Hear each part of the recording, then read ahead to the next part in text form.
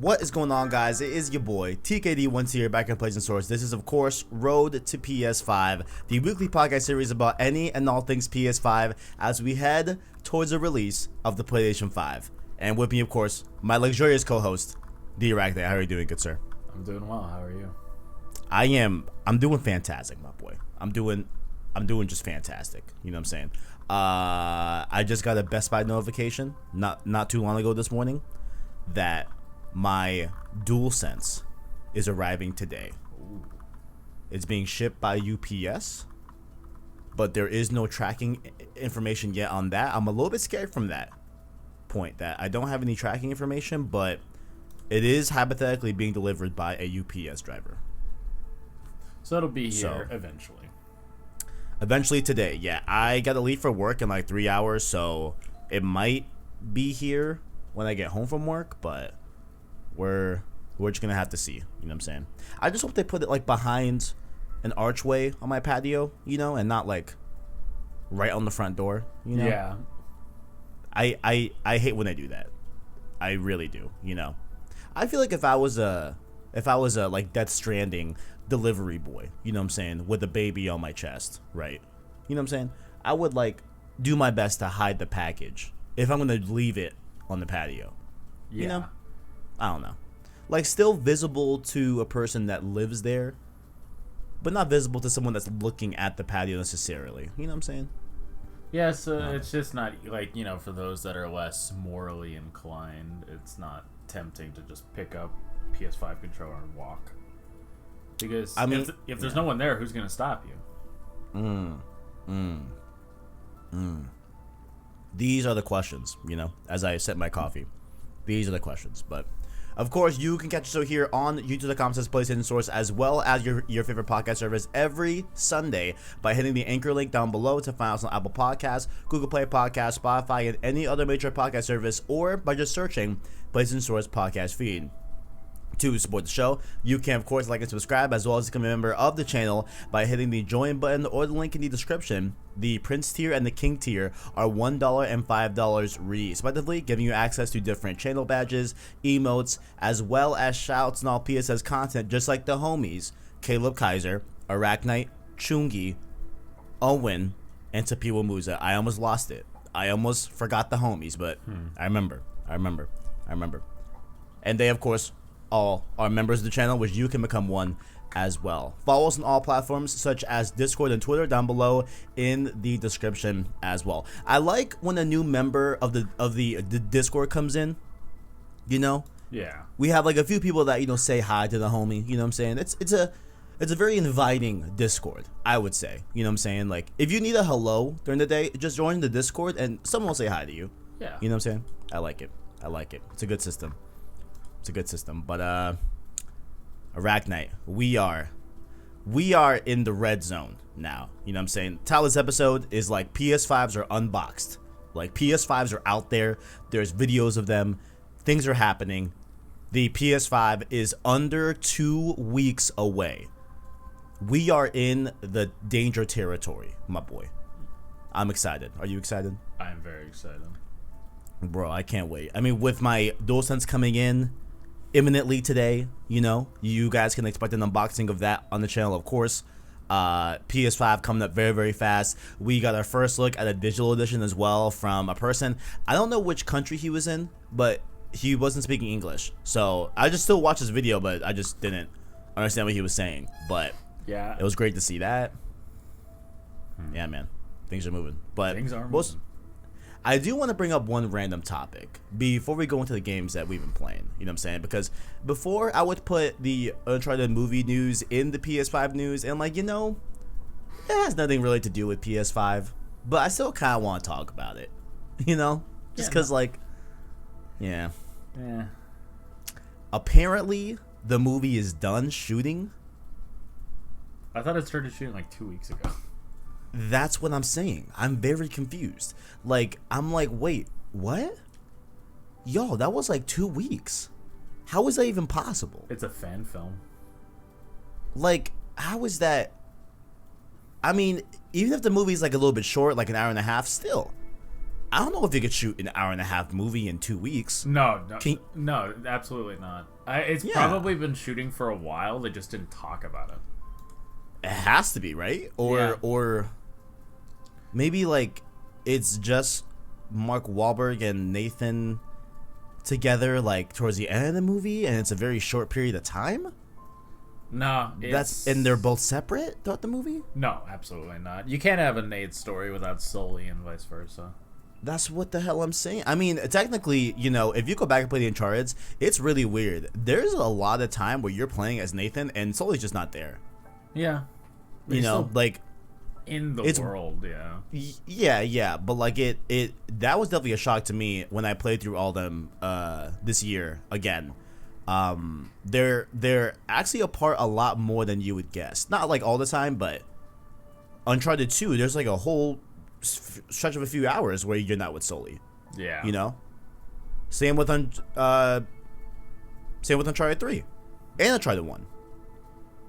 You know? And Uncharted 4 essentially. Like on Uncharted 4, Sully's Sully is barely in Uncharted 4. That was one of the things that I didn't like about Uncharted 4. You know, like I liked Sam. I wish that Sully was in the mix a little bit more, as opposed to just being there in the beginning and like a little bit in the end. But I digress. Apparently, it's done.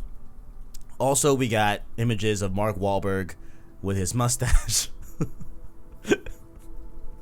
and we got Mark Wahlberg with the green. I'm gonna say the Spanish term because I feel like it looks very much like a guayabera. Yeah. You know what I'm talking about, right? Yeah, like it looks like that to me, but I know that's not what he would call it, but it looks very much like a guayabera. But yeah, I mean, I don't know how I feel about Mark Wahlberg still playing as Sully. I mean, I guess the mustache fits, but do you have any other thoughts about the Uncharted movie? After like 7 directors and years in development hell, it's finally done. And I could not care less. Like, listen, I'll let y'all know. I'm gonna talk my trash on this game. On this movie. I'm still gonna watch it. Like, don't get that confused. Please don't. Yeah, I'm definitely gonna watch it still. You know what I'm saying? Are we doing a live reaction stream where I'll put up a clock and we'll start the movie at the same time? I'll be open to that. You know what I'm saying? Like. You know, but a little movie night going on. I don't know, but yeah, I have no hope that this is going to be. Did you ever watch Did you ever watch a YouTube channel called The Creatures when you were younger?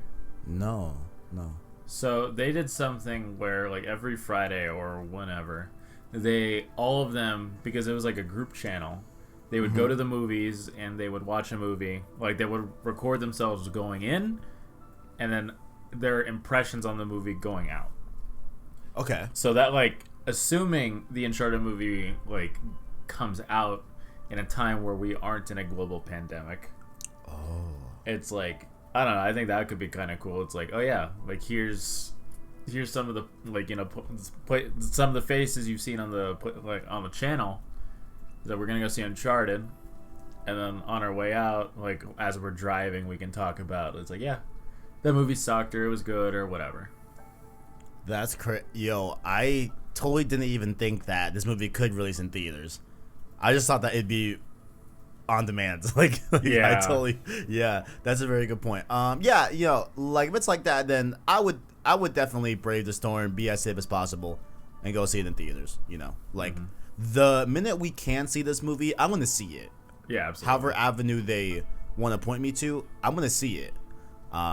But yeah, I'd be down for that though. Sounds fun. I want some movie theater popcorn. I miss movie theater popcorn, like fresh movie theater popcorn. I like having a big ass Coke, some Skittles. You know what I'm saying? Oh yeah, the setup. But in spite of all that, ArachKnight, what have you been playing? A lot of Ghost Runner, which we'll talk about a little more in depth. Let's just talk about it here. I mean, we're playing it. Yeah. We can both just talk about it, so say your piece. Fun as hell. It is a lot of fun. The skill ceiling is something that I really appreciate, because when I first started the game, I was kind of trash. Right. Like I didn't really know how to use the like the air dodge. Like, it's weird. It's weird. It was a little weird, but I replayed the first level a few times to see if I could finish it without dying, so I could get a firm grasp on the fundamentals before we got into the extra stuff. So I did that. I managed to finish the first level without dying, which was, that was the goal. And that really helped in the later levels. An issue I've been having on PC is that sometimes the inputs for my mouse, like right click and left click, aren't always responsive. Okay. So and it's not a mouse issue because I just got this mouse. So I would hope it's not a mouse issue. But you go. Sorry. I was just gonna ask you something, because like while I was playing it, I was thinking about like, man, I don't know how I would play this on a keyboard and mouse. You know what I'm saying? Like for a game where you have to move your Ghost Runner like super fluidly and like do all these like really quick actions. Like I know quickness goes hand in hand with the PC and stuff like that, but like when you have to move swiftly, you know what I'm saying? I was like, man, I don't know if I could play this on keyboard and mouse. So like I really want to know how ArachKnight feels about like the controls and everything.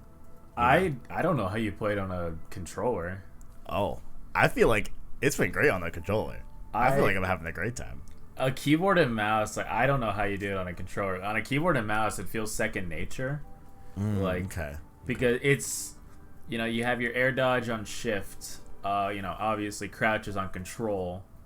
The grapple's right click, attack is left click, and you press Q to use your abilities. Right. So it's very, very straightforward. Like the controls are very, very simple, and it just feels very, very nice to move around. And there's something that they do in speedruns that I didn't know until I watched the speedrun. I had just been doing it in the game because it was faster. But you can string together slide jumps and you move a lot faster. So it's a lot. I like being able to hit control and then space seems a lot easier than circle and X to slide jump over and over. So honestly, I don't know how you play it on controller, but I'm glad you're having a good time with it, like with how fluid it is. Yeah. Like, I think this is the first game. I'm trying to think. I do want to play this on PS5. There's a free upgrade with it. I'm gonna still finish it on PS4, but I do want to go back and play it on PS5 and see how it feels. Because I think I'm noticing a little bit of frame dips, a little bit. Like I feel like it runs like a little bit. Not like how I'm used to like games running on the Pro would feel like, I'm not sure why I'm feeling that way, you know what I'm saying? But maybe it's because like I'm playing Hades as well, and like Hades is like at least I feel like a locked 60. I could be wrong on that. I don't know. I feel like overall like Hades has more of like a consistent and feels like a very high frame rate, which I don't know off the top of my head if Hades runs at like full frames on the Switch. You know what I'm saying? It might be 30. It feels like a very smooth 30 or 60 on the Switch, right? So maybe it's because I've been playing that next to this game. But I'm still loving the game. Like, I think there's a level of like when you get into the zone, when you see what you're gonna do. Okay, cool. Like I'm gonna use this zip line to go over here. I have to run around this like circular wall to take out this shield generator, and then keep going over here on this side, do like a figure 8 type thing, or like I kill this guy, zip line, go around, take him out, do a little phase dodge because this guy's gonna shoot me while I'm killing this guy. Like there's like a lot of like cool moves that you can do, and a lot of like really intricate planning that it's like, because did you play Mirror's Edge back in the day? Oh yeah, absolutely. It's like Mirror's Edge, but like with a katana, Yeah. It feels like if Mirror's Edge and Dishonored had a cyberpunk baby. I did not play Dishonored, but I think I can vouch for that. For me, it just feels like Mirror's Edge, but like better. and the better comparison I want to make is that if you played this little indie game called Katana Zero. Oh yeah, yeah. I loved it. I loved Katana Zero. It was fantastic. This is essentially first-person Katana Zero, even from the vibe perspective, like because Katana Zero also is like cyberpunk-esque, not like fully, but it's got, you know, a like pretty close soundtrack to each other. Like they both have the same type of vibe, you know. But yeah, it's essentially first-person Katana Zero, and it's fire. Big fan of it, you know. Yeah, I definitely recommend it, especially for like a $20 price point. Yeah. Definitely very attractive price point as well. I want to see like a very skilled player play Ghost Runner and like see like how fast they can like do these levels. So, you know, the world record at the moment is 57 minutes for speedruns. Holy shit. 57? Yeah, from start to finish. I played for like an hour and a half, like almost 2 hours last night, and I got maybe to like the 6th or 7th level? Yeah. Maybe, something like that. 6 or 7, yeah, sounds right. I replayed multiple levels. I also got, I have 100% of all the collectibles. And after doing all that, like 100%ing the game and replaying levels to, you know, get a better time or less deaths, 7.5 hours. So yeah, it's like to get 100% in the game, it probably would take you 10 to 15 hours. Sounds like it. Yeah, but a sum of my best time, I guess, is like 3 hours to finish the game, like through and through, like from my levels. But there's a lot of room for improvement, and honestly, like, I'm debating, is like, should I like practice the speed run? Because if you watch it, like, I'll send you a link later if you're interested, but it is crazy optimized. It's fast. Like, if you use your dash, if you use your dash and you look like up when you're about to fall off a platform, you rocket across. Whoa, okay. Or if you use your slide jump, you can do a slide jump and then a dash, and you just shoot across platforms. A lot of the walls that you wouldn't think are runnable, like you can wall run on them, and you can just rocket across because it conserves your momentum if you jump off as soon as you start wall running. Yeah, I've been noticing that too, where it's like I kind of want to give this game kudos for, like, you know, because on paper this sounds kind of bad, right? But I like how this game gives you tools. It doesn't really tell you how you can fully utilize them, but just gives you the tool. It's like, hey, you know, go with the flow and discover what you can do with this ability, you know? Yeah. And I think that calls for like a lot of really cool gameplay moments where you're like, holy shit, I didn't realize I could do that or whatever, or I did fall through a level once where I was in between the thickness of the floor without falling all the way down, so I was under the enemies, and I was able to kill the ones that weren't with a bubble around them. So that was the only like major thing I noticed. Oh, and the game crashed on me once. Yeah, so I guess last night in the span of like 2 to 3 hours, I fell through the world once, and I got a game crash, you know, which, I mean, so far I don't think that's the worst thing in the world, but just to disclose it as well, at least on PS4 Pro, that's what I was playing on. But overall, I mean, I'm so far, ArachKnight, so far, I would say this has a very fair challenge difficulty level, you know what I'm saying?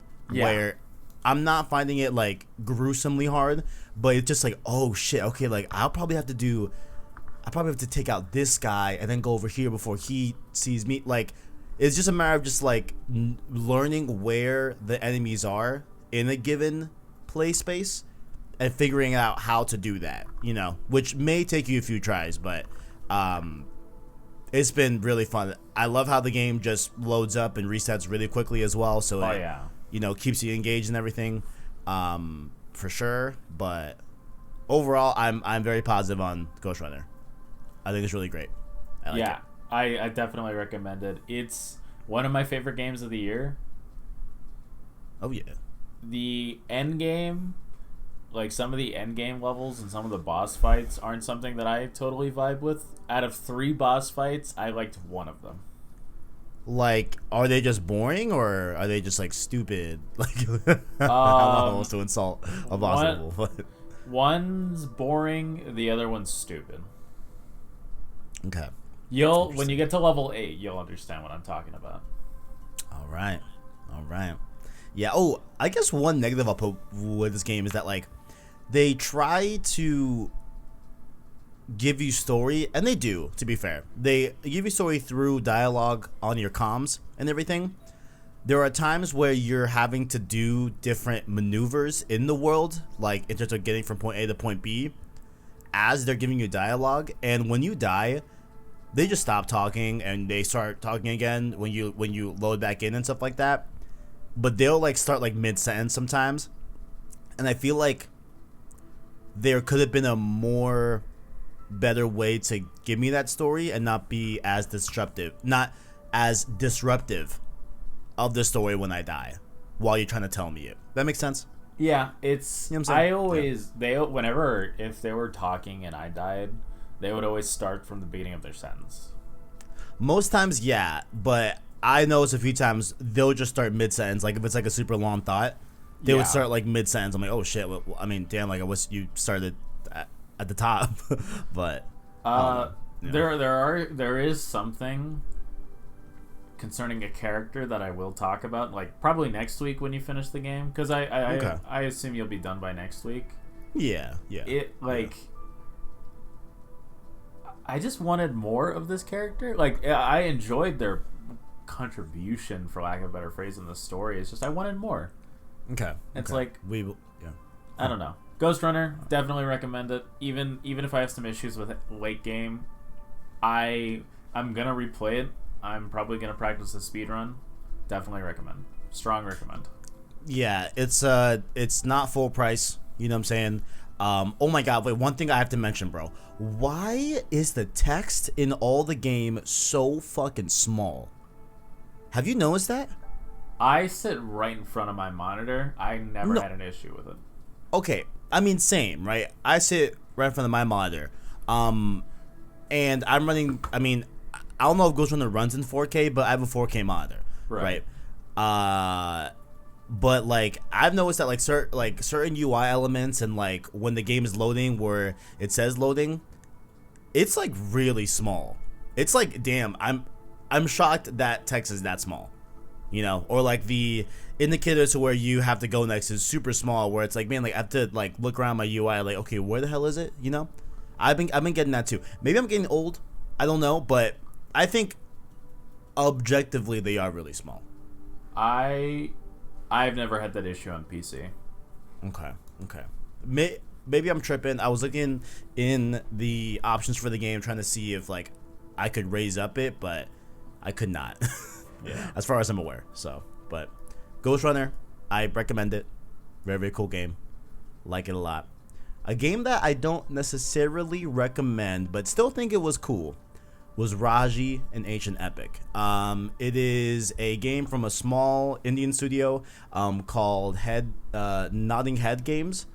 It's their first game, and it's essentially like a isometric like not really like hack and slash, but like I guess you can say hack and slash, kind of sort of like a action hack and slash isometric game where you play as this girl named Raji.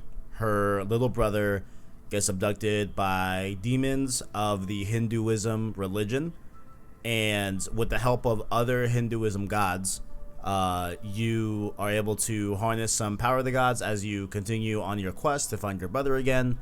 And it's just like a really small, 5-6 hour game that released on Switch, Xbox, and PlayStation 4 as well, and I believe PC too. I think PC. But it's a small little game from a studio's first game, and like it's hard to recommend, but I'm not gonna like shit on the game, because I don't feel like it deserves to be shit on, right? Like, I think that this game overall was like pretty good, you know what I'm saying? But you can tell this was not the most polished product, right? Like, I had a lot of hiccups. I had a lot of things where enemies or myself would phase into a part of the map where I couldn't get out, then I had to restart. A lot of times where there was an enemy that would spawn outside of the gameplay environment, so I had to restart because I couldn't kill him. So like a bunch of little stuff like that. I feel like the main voice actor's VO could have been a little bit better. You know, it was very much like, here's some lines, read them. Phoned it in. Yeah. Yeah. Like, act sad, go. But like, overall, I mean, while the game is overall small, that extends as well to the combat. The combat is a very small thought thing where,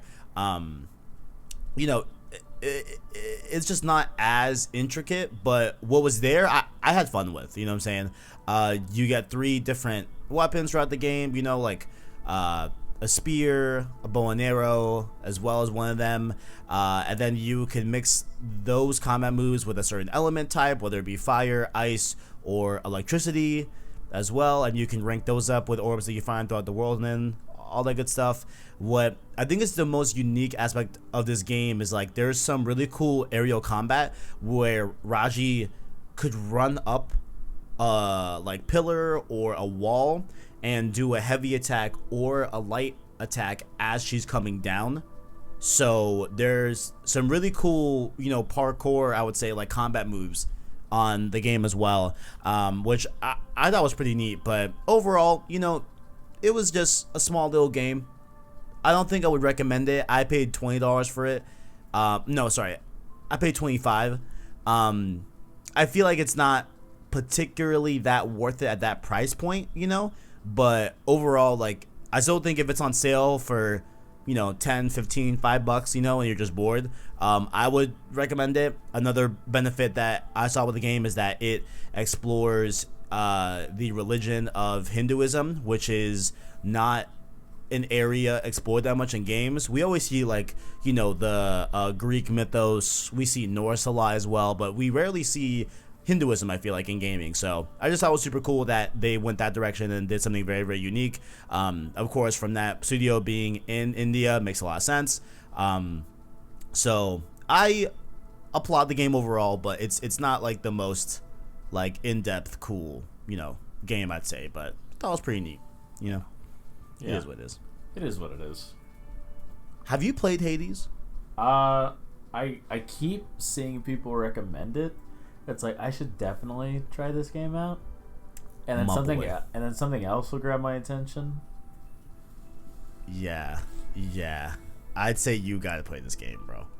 Are you familiar with roguelikes? Do you like roguelikes? I am familiar with roguelikes. I don't have an extensive experience with roguelikes, however. Okay.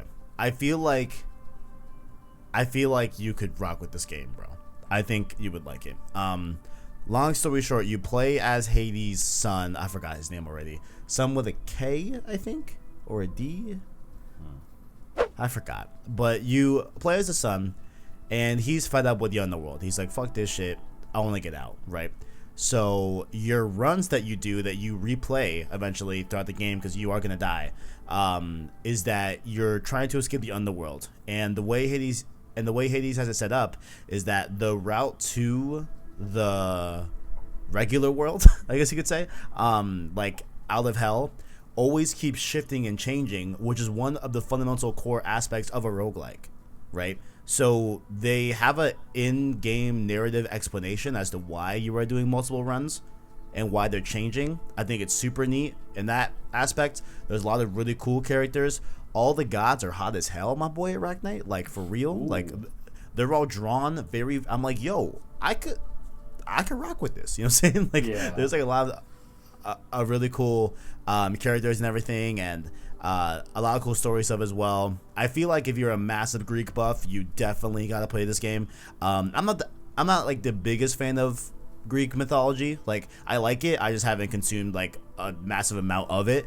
But at least from my God of War experience, there are a few names that pop up here and there that I'm like, oh yeah, I already remember you from God of War 3 or God of War 2, whatever. But overall, the gameplay is top notch. ArachKnight, like, it is so impressive, bro. It is so impressive. It feels so smooth. It's so, like, it feels like such a crafted game, you know, that like it's great. I'm probably like 3 hours in, you know what I'm saying? But I'm definitely still gonna play. It's my main Switch game right now, and I think it's fantastic, bro. I love it. I love it. All right, I'll definitely check it out. Definitely. Is there anything else you've been playing? I did play a little Legends. I played a little Call of Duty Warzone Zombies, but nothing too much to report there, you know. I wish I could have played the Warzone mode, but is it done now? I don't know. I'm still banned. I sent in a ticket. Oh, I forgot. Fuck. Yeah, I got bodied. That is some. Wait, because it's a IP ban, huh? Yeah. Oh my god. So it's like, yeah, I haven't done anything, sent in a ticket, no response. It's like, whatever. I guess I'm just gonna have to take the L. But that's unfortunate, bro. Could you get like a VPN and could they like give you like a temp? Like, would that work? Is that even possible? I'd have to rebuy a whole game or or like with just Warzone. I don't know. It's not worth the effort with Cold War coming out soon. So would you be banned off there too? If I hope not. I doubt like, it. Is it like an Activision? Because you know how they're bridging both the games into like Warzone. Did you see that stuff yesterday? Yeah, I did. Which I'm like, very very interesting stuff how they're doing that for real. But dude, I hope you're not like Activision banned, bro. If I'd have to make, like, I don't have any other games on that account. Like, I'd be willing to make another account, but it's just like, at that point, is it even worth it? Like, I mean, off of principle, you did nothing wrong. So I mean, I could, like, if you're gonna stand that ground, I'll be right there with you, bro. Yeah. That is crazy. But you've been playing anything else, or just some Legends here and there? Like, once you get to the end game of Legends where your character is like maxed out, like, there really isn't much left to do. Yeah. Like, my item score, or I think, what is it, like your key level? I think it's called. Yeah. It's like 110. So you are raid ready. Are you gonna run the raid this weekend? Yeah, I'll probably run them, but okay. Gold survivals are easy. Nightmare survivals, like without a squad, are impossible, so I can't do those. And all the story missions are still pretty easy with everything at my disposal. So it's not really, there's no point in running them because the max level I can get from like a survival is still less than I could get, or still less powerful than anything I have at the moment, so there's no point. Right. I see. Yeah. Same with story missions. There's no point other than my dailies. But I have so much honor and whatever, like honor and blessings and all that, that I don't really need to do the daily challenges. So it's like, I guess I just burnt myself out on it. There's nothing left for me to do. Yeah. I do wonder, like, the future of this mode. You know what I'm saying? Yeah. Because, like, I would like to see it, you know, get a similar support structure of, like, factions. You know what I'm saying? Or like, I mean, you know, factions doesn't get updated with new content anymore, but, like, I know back in the day it did, like, pretty regularly, I think. But yeah, I'm really interested to see how they handle Legends in the future, you know, going from here on out. But I love it, and I think that they know that people love it too. So I think they're aware that they made a good multiplayer, you know. So yeah, it all worked out. Speaking of multiplayer games, moving on to the first topic here on the news section, wanted to point out some PS Plus shifts and PS Plus news, right? Destruction All-Stars. We talked a lot about it. It was a game that was going to be like a vehicular multiplayer type of game and everything, and it has been taken off the day one offerings for PlayStation 5. It will now be a PS Plus game for 2 months in February of 2021. And supposedly we are getting new gameplay next week, and a new trailer dropped as well with this announcement. So yeah, it's this game is off of the day one offering for PS5. It is now going to be a PS Plus game in February for 2 months. And I think everyone's reaction was like, yeah, this is probably a good move. Like, I remember you blasting it like on the main account. It's like, okay, talk that talk.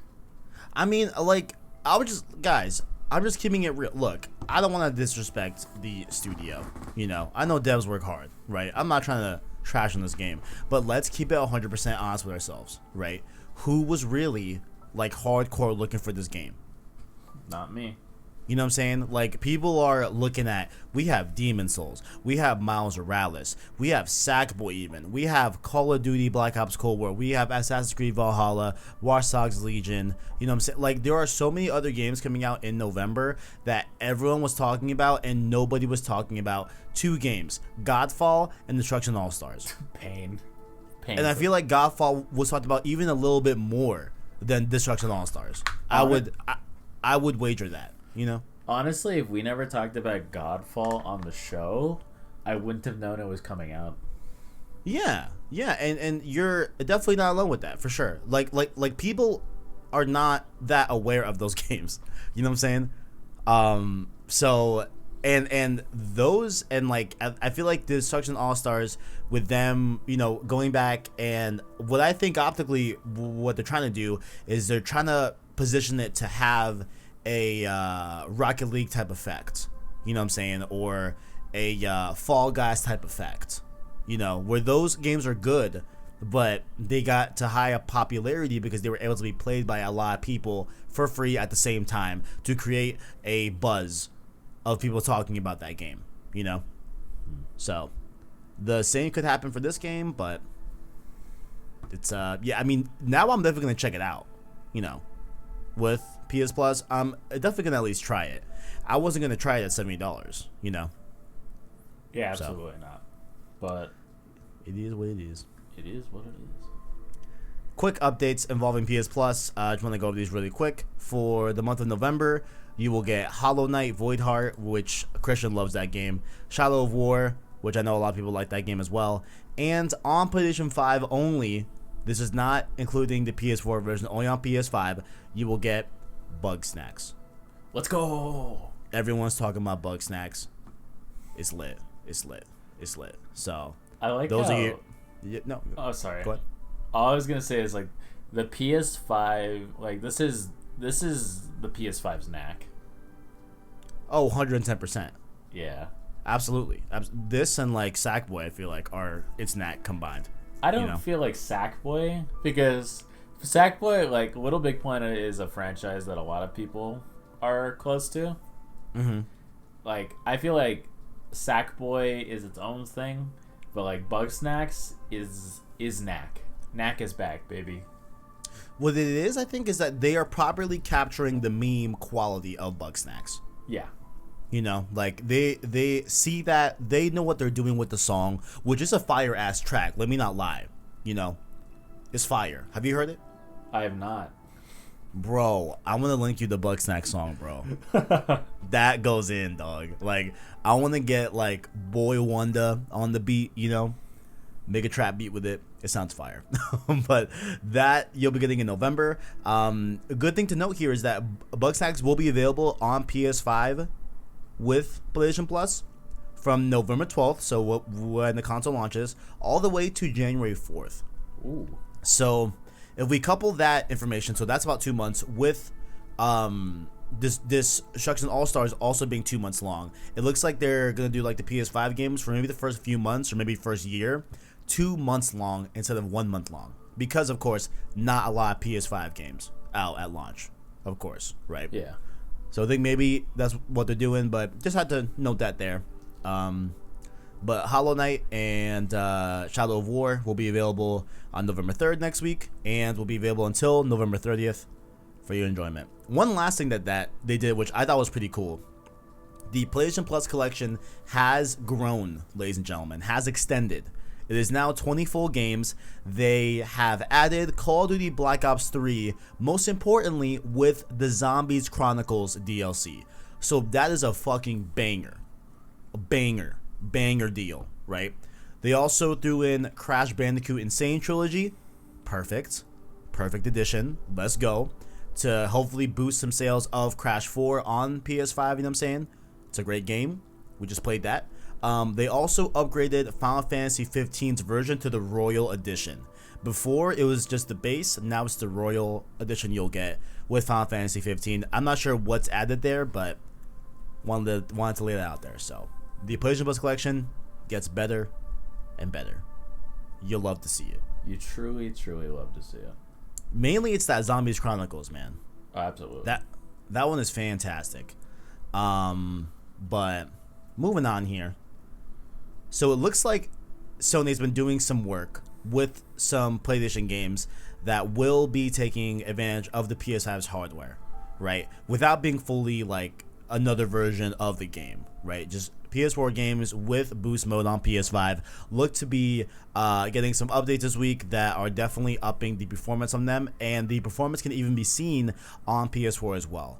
So the first time we heard about this was over the weekend. Last of Us Remastered got an update, and people have been saying that it now takes 14 seconds to load a new game. Before, it was a minute and 30 seconds. Loading a save, right, takes the same 14 seconds. Before, it was over 2 minutes long. So they are doing some back end work with the way, I don't know really what they're doing, but we are seeing vastly quicker times on the PlayStation 4 with these games running on the hard drive. So imagine what it'll be like on the SSD. Oh yeah, that'll be you know what I'm saying? It's gonna be crazy. 14 seconds is fucking fast, bro. Come on now. You can barely scroll through Twitter with that. You know what I'm saying? Mm-hmm. But also, one thing I forgot to note here is that all of the PlayStation Plus collection games will take advantage of Game Boost on PS5. They did say that. So could we get Bloodborne 60 frames? I know a lot of people want that. That could be a thing. You know what I'm saying? So we're gonna see higher frame rates and all that great stuff. Loading times reduced on those PlayStation Plus games as well. But the other game that got a huge update was Days Gone as well. 25 gigabytes. They said that it added operational stability improvements, addressed crashing issues, fixed frame rate drop and lag issues, and performance and stability performance. Performance and stability performance, like two separate things. I think that has something to do with PS5 as well, but overall, I guess the title in a nice knot, ArachKnight. You know, we are seeing these games being not like fully optimized, but being able to take advantage of Game Boost on PS5. What is one game that you really want to see you have this advantage? Definitely Bloodborne. Just Bloodborne? Yeah, Bloodborne 60 frames would be nice. Like, I'm excited to go back and visit these games and see how well they've optimized on new hardware. But other than that, nothing particular comes to mind other than Bloodborne. Yeah, I wouldn't be surprised if we see next week, more games being updated this week, for PS5 and stuff like that. As we get ever so closer to launch. I'm trying to think what I would want. Honestly, nothing comes to mind, but I like seeing higher frame rates. I'm down with that. Uncharted 4 at 60 frames would be cool because the multiplayer runs at 60, but the story runs at 30. So I think that'd be cool to experience some Uncharted 4 set pieces in 60 frames, just off the top of my head. God of War at a higher Oh, they did say that.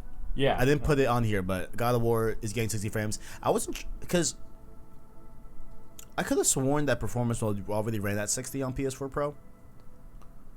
But maybe it's I thought it was 30. Like, because if the PS4 runs at 30, the PS4 Pro isn't enough of a leap to make it run at 60, like, stable.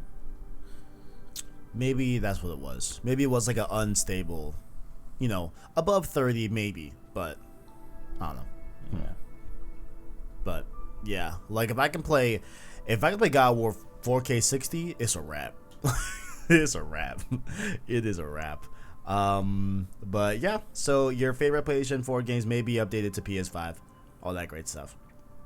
Next up here, we have a Malaysian studio, of course from Sony, and it looks like they are looking for people to work there, and they're working on a very good franchise. So there was a tweet that came out, said, quote, "We're looking for senior animators who can join our team in KL," I forgot where KL is, probably in Malaysia, I think, "to become the core team for SIE WWS Malaysia Studio. This is your chance to work with us to create the culture and the team for the future. Plus, it's at PlayStation, but when you go into the actual, you know, job listings, they're looking for an in-game animator to help with its work on one of PlayStation's most, quote, well-known and well-loved franchises." Which franchise is it, my boy? Knack is back, baby. Knack 3? Oh, shit. When are we getting it?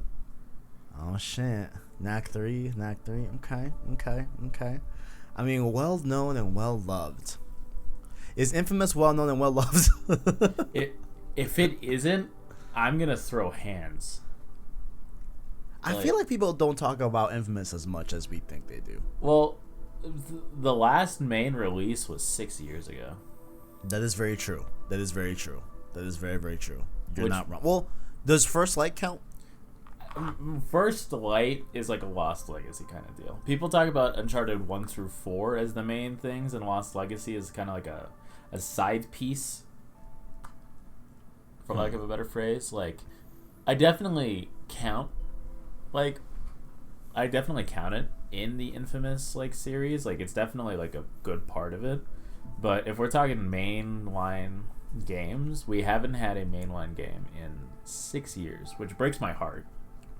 Yeah, like, it is pretty tragic. Cole McGrath deserves better. And he could have been so good, you know? Even if we never get another Infamous game again, and it's just Infamous 1 and 2 for Cole, and, like, you know, Festival of Blood for Cole's story, I'm happy with it. But I wouldn't mind seeing more. Like, these games are very, very, like, they're fundamental to me as a PlayStation fan, and as somebody that loves action games and like moral, like, games with a morality system. Infamous and Mass Effect were instrumental in the development of my taste in video games and in media and certain aspects. So I would love to see another installment in the series. If not, port them over to PS5. You could leave them the same quality they were in PS3, but as long as I can play them on the new console, I could not care less. Nah. Fuck that, ArachKnight. Fuck that. If Medieval can get a fucking remake, Infamous can get a fucking remake. I knew Medieval was gonna be brought up today. Fuck knew that. I Fuck knew that. it. Fuck that, bro. I'm gonna stand on a pedestal and scream.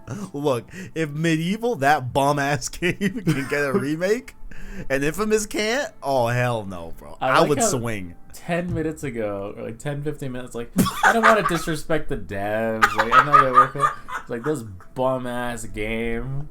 I'm gonna stand on a pedestal and say, it's like, this game's fucking trash. I'm just playing, y'all. It's not the Medieval, but like, it is like low key trash. But hey, like I said, I gotta respect the developers, absolutely. Oh man, what's interesting is that, like, so on this article, again, you know, at Push Square, linked below in the description, all the articles are there. They have Uncharted there, right? But Uncharted is really rumored to be helmed by Sony San Diego, the devs behind MLB. So the rumor is that Sony San Diego are now in two teams, MLB is going multi-platform, and they're taken up by half the studio, and the other half is working on Uncharted, allegedly. So it's interesting that, yeah, I mean, I guess a well-known and well-loved franchise could very well be Uncharted. And that's probably like PlayStation's most loved franchise, I guess, besides God of War, you know. So it's good. Like, I just don't know which other franchise they could be talking about, unless they're, you know, loosely using well-loved and well-known. Like, it may very well be Knack, like what you said, you know. If it's Knack, I'll lose my fucking mind. Like, is it? I would love if it was like a Infamous remake. I'm down with that, of course. I think it could be a Killzone. I think that could be interesting. Like, it's definitely known but not loved, I feel like. But Infamous, like, just kind of like a Nathan Drake collection kind of. Oh my god, I would fucking cry. Just optimize it a little bit, like upscale it, and fix some of the issues with it, and that's a $60 purchase. Like with Infamous 1, 2, and Festival of Blood, that's a cop. That is an instant cop. I don't care if I'm about to get evicted. I will buy it. Sorry, my bad. There was a podcast playing on my phone. I'm sorry. Oh, you're good. Sorry. Like, I will buy that in a heartbeat. If it's $70, then that's $70 I'm gonna spend. I love these games. If you want free money, I'll buy it. Absolutely. Speaking of new games that Sony could do, there was a interview with Jim Ryan. I know Jim Ryan's a little bit on the ropes right now. You know, I don't know if I can trust this man. He's been very questionable with his wording about PS5. About, oh, you know, we believe in generations, this and the third. There's games that can't possibly run on PS4 because they're not capable of doing it, and then we see these games coming to PS4. There's that whole thing, right? So Jim Ryan, to me, is a little bit on the ropes. You know what I'm saying? Like I don't know if I can really trust him, but he did have an interview where he explained that the organization at PlayStation, of course, will continue to, quote, organically grow its studio capabilities, meaning it's going to facilitate the expansion of its best teams like Guerrilla Games and Sony Santa Monica.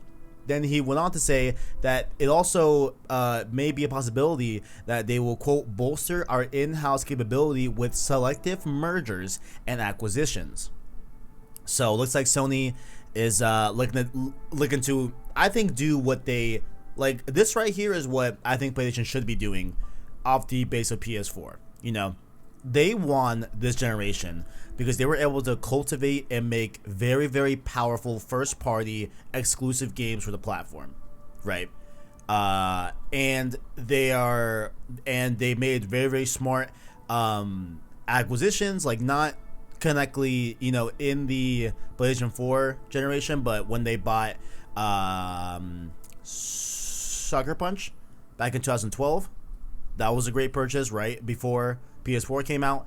And then they also, of course, acquired the homies at Insomniac Games, right? So I think that they are saying the right things here. You know what I'm saying? They are definitely looking to grow what their studios can do in-house and make them more valuable and better. I think that's a great move, as well as looking for the right acquisitions. I think is very important. Not just anyone. I want the right ones being made. You know what I'm saying? But what do you think? What do you think, ArachKnight? I definitely think they're making the right moves. Like, the games industry is getting a lot more competitive, I feel. It's always been competitive, but with acquisitions left and right, like powerhouse companies being bought out, like Bethesda on Microsoft's side and Insomniac on Sony's side, things are getting a lot more competitive to see. It's like, oh, you have these franchises, we have these franchises. And I'm not, like, assuming they do something like Microsoft's doing and they're like consumer friendly. I think that's a win-win for everybody. But I could definitely see Sony's like, oh yeah, these are exclusives. You will never have these on Xbox. Oh, 100%. If they were to buy like a studio, their games are going anywhere else.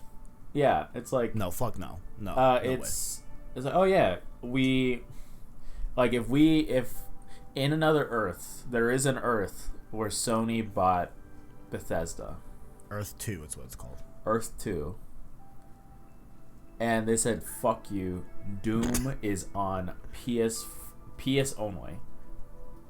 Like, I would cry because I'd play it on PC. I would cry. I'd be very sad unless they put it on PC. Then I win, and that's a dub. But it's like, oh yeah, the ancient gods, fuck you. PS only. We'll refund your season passes. I don't care. It's like that. There's an Earth where they do that, and that would hurt. That I feel like Microsoft is a lot more consumer friendly than Sony when it comes to the dispersal of their games. And I know that there are some people that are like, oh yeah, like exclusives are the lifeblood of a console, which can be argued yes or no. I believe that your console should be able to stand on its own due to its own functionality. It's like when people talk about Cane's, the restaurant chain Cane's. It's like the food is so good, but you need the sauce. It's like, if you need sauce to make your food good food, is it really good food? These are the questions. So it's like, if I have food that's mediocre, but the sauce slaps, and together they're good, what happens when I take away the sauce? I'm left with mediocre food. Listen, you know me. Listen, ArachKnight. I love hearing comparisons to sauce. Okay, I think that because I think there's so much one can learn from sauce, right? Like, here's what I feel like, right? I feel like, number one, you're absolutely right? Like, a PlayStation, definitely, they have been very public about it, that like they believe in exclusives. You know what I'm saying? Whether that's good or bad, I just think I think it's just like a different way that they do business. You know what I'm saying? Where they still find the value in like having an experience that you can only get on PlayStation, and that's powerful. Like that has sold 113 million units, which we will talk about later on with the history of the PS4. You know what I'm saying? But I think it's also a smart way that Microsoft is doing it, where they're just kind of flooding the market. You know, they're like, hey, we're literally on every display, hypothetically speaking. You know what I'm saying? So, like, I think that's powerful as well. So I think it all just kind of boils down to, you know, like, they're just playing two different games, but there's no mistake. If PlayStation were to buy Bethesda 100%, they would say straight up that, hey, these games are not coming to any other platform. These are exclusives now. Get used to it. You know? Like, they would say that. And the fact that Microsoft isn't saying that, like, straight up, I think is telling of, like, you know, they... Huh? What's up? Yeah, I was gonna say their practices. Yeah. But I just think that, I mean, like, and like to speak about like what I think they should acquire. I think they should acquire studios that they've had long time bonds with. So the two that come to mind for me are Blue Point Games and Housemarque. I think those two should have been bought a long time ago. Blue Point is about to come out with the Demon Souls remake. You know, Housemarque is coming out with Returnal. I just feel like they have such a history with those two that is very analogous to Insomniac games from a illustrative point of view, because Insomniac made one of their mascots, you know, forever, Ratchet and Clank, right? So I think that they should be making smart acquisitions and like not just like, oh, what's the biggest studio we can buy, you know? But I digress, man. I'm excited to see what they end up doing with this quote. You know, I'm very interested. And I feel like we will hear about it soon. Like, before PS5 hits, you know? But I digress. Speaking of PS5, we got a ton of unboxing videos. Not much we learned. We saw the packaging. It's nothing crazy, guys. But what I think was great was that now we have, like, all scaled... You know, like people, like consumers actually having the console in their homes and seeing how it looks on setups and seeing how it looks next to other consoles like the PS2 and the Switch and all the other PlayStation consoles. Like, it's been great to see, this all happened, right? So not like a lot to say, but have you noticed anything like about the unboxings that you didn't know before about PS5? Is there anything you want to comment on about the unboxings? I know it's not anything crazy, but I was wondering. PS5 gets bigger every time somebody shows it off. It is a behemoth of a console. Like those side-by-side comparisons with like the Switch and the PS4 and a banana. It's insane. I don't know where I'm gonna put this thing. Yeah, bro. Like, I don't even think I can stick it behind my monitor. Oh man. Wait. Really? Honestly, I could believe that. Like, my monitor is pretty backed up on my wall. And there's an arm for my second monitor. I won't be able to fit it back there. Like, damn. It's too long to do.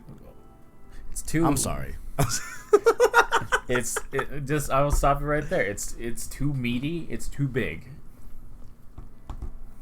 Pause. But the console is a behemoth. Microsoft made a whole fridge based on people making jokes about the Series X.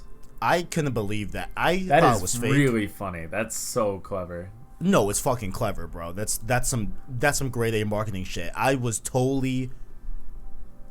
it was a joke, but that's continue. Really funny.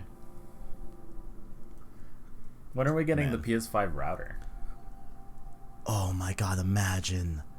Can you imagine if they're like, hey guys, we have a limited edition router if you'd like. Oh man. I'd buy it. I'm not saying I wouldn't. I would buy it. Who am I kidding? I just thought it was really cool seeing the PS5 unbox.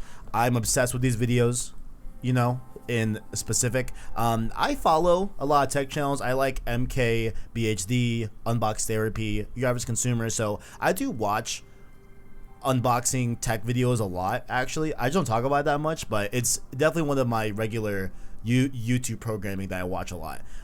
So it was cool seeing the PS5 get that shine, I can't wait to do mine. By the way, I did a practice unboxing with the PlayStation Classic as well. And you should be getting a DualSense unboxing pretty soon. As soon as I get it. I'm looking outside. The UPS man is not here yet. So that's unfortunate, but eventually you will get a DualSense unboxing as well. So I've been trying to, practice because I'm definitely gonna be doing both unboxings of both versions of the PS5 and all that great stuff. So yeah, it's cool. It's out there. But also, I didn't put it here on the dock, but yesterday we did get our first unboxing of my specific PS5, which is the digital version of the PS5. And man, that console looks so good. It looks so much better without that disk drive bump, man. I wish that they made the regular PS5 a little bit thicker and like, I know because it's already thick as shit now, but like I wish it was thicker a little bit and they just put the disk drive in the middle of the black of the PS5 as opposed to the side of it, Yeah, I feel like that would be a little more stylish. I feel like it'd look a lot better, but it's okay. It's all good. It is what it is. But it is what it is. I'm just happy that the version that I got, the one with no drive, looks so much better, bro. It looks so much more sleek. I love it. Can't wait. Can't fucking wait. But in the meantime, you can check out the new PlayStation app.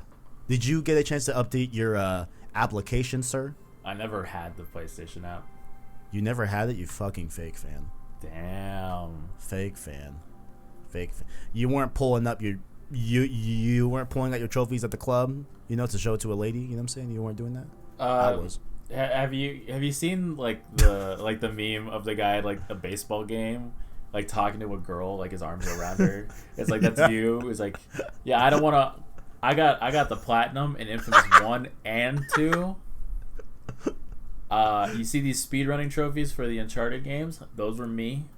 So we did a 6-hour stream of Last of Us Part 2. It was fucking. It's like you wanna become a king tier and.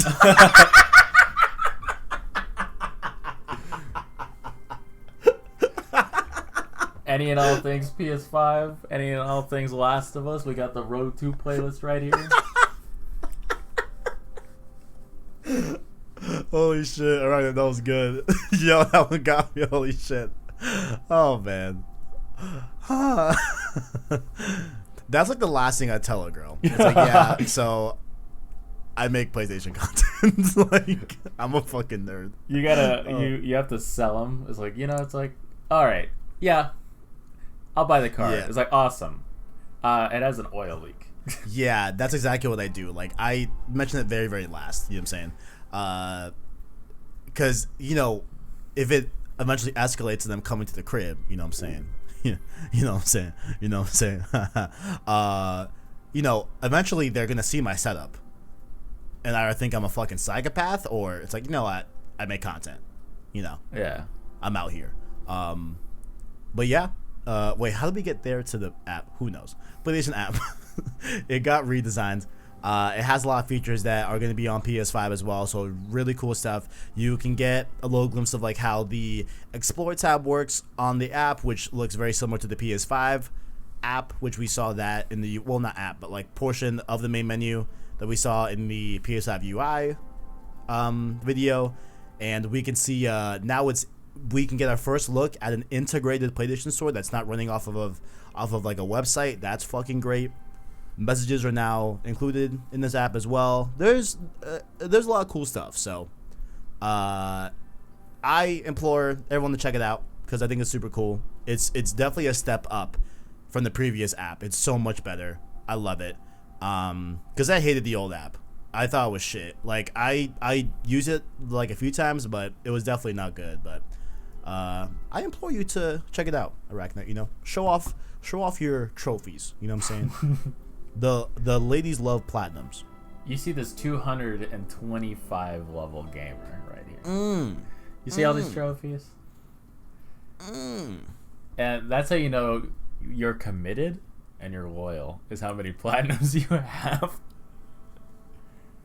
Man, we have low-key some breaking news. Damn, should I say this? I'm gonna say it, fuck it. There's a leaked video on Twitter of Spider-Man loading. Yeah, in 2 seconds. Let's go. Fucking Christ. God, I can't wait. Miles Morales is getting leaked a little bit. I saw some swinging gameplay that probably shouldn't have been out. Oh, I've been seeing a lot of gameplay that shouldn't be out. Like, and it's not like it's anything crazy because it's just swinging around New York. Yeah, there's nothing spoilers yet. Yeah, but I feel like we're gonna get some spoilers here pretty soon. It's like, fuck, I gotta like cover myself. Yeah. But obviously, guys, we're not going to show it here on the channel because I like this channel. I don't want to get taken down by PlayStation. You know what I'm saying? So we're not going to show anything here. But we may talk about it next Road to Miles Morales. Maybe. Maybe just a discussion, like a topic piece. Yeah. But we're most importantly not going to show it because absolutely not. I like this channel. I don't want to get struck down. But besides that, of course, the famous PlayStation 5 website. You guys remember that from a few weeks back, where you can buy custom side plates for your PS5. They got in a little heat with Sony.